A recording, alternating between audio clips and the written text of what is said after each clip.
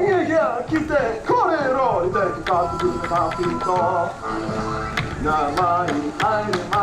kai ngā kauana tēnei tāne no Ngāi Tahu a Kahuraki The Prince of Purple ki ngā mahi whakangahau.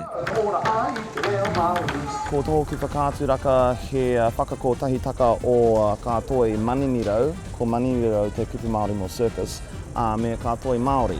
Nō tēnei marama e whakātu ana Kahuraki i te World Buskers Festival, he hui ahurei o ngā kai whakangahau o te ao. He tuatahitanga tēnei nā te mea kei roto i te reo Māori tōna whakaaturanga. Tino harikoa tēnei huihui, he huihui taumirima, he huihui orite ki te tahi hākari. Ko tai mai ka manuhiri no ka hau e whā, no tā wahi, ko tino nui tā rātou wairua, nui tā rātou Māori, nui tā rātou harikoa.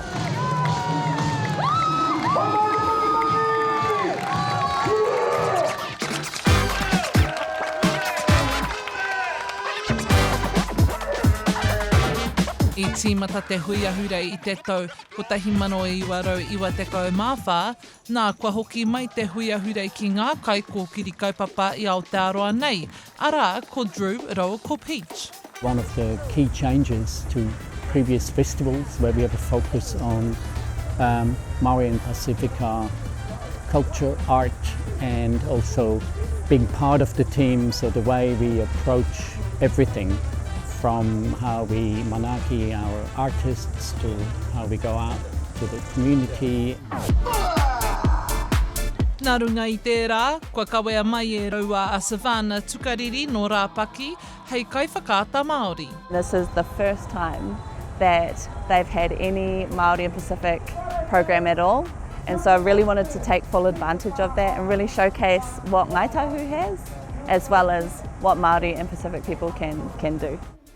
I love my moko kauai, so why does every second person have to ask me why? Why'd you get a moko kauai? It's my first time ever, and when she called me and asked me if I wanted to do a music and comedy lineup, I was like, hell yeah, dude. I feel like I have the style of like your weird cousin who just says stuff like without thinking about it, and you're like, okay. Do I ask you why you chose to get that fugly haircut? Did I ask you why your left eyebrow is way higher up? Do I ask about your strained relationship with your mum? Do I ask you why you don't go see your 3-year-old son? He misses you. Heoi anō, kua rongo, kua kite hoki i ngā hua o tēnei kaupapa. Kei te tau e heke mai nei, ko aupea tērā e uratu ana i te hui ahurei nei. Hora Kairangi Nicholas Tahu.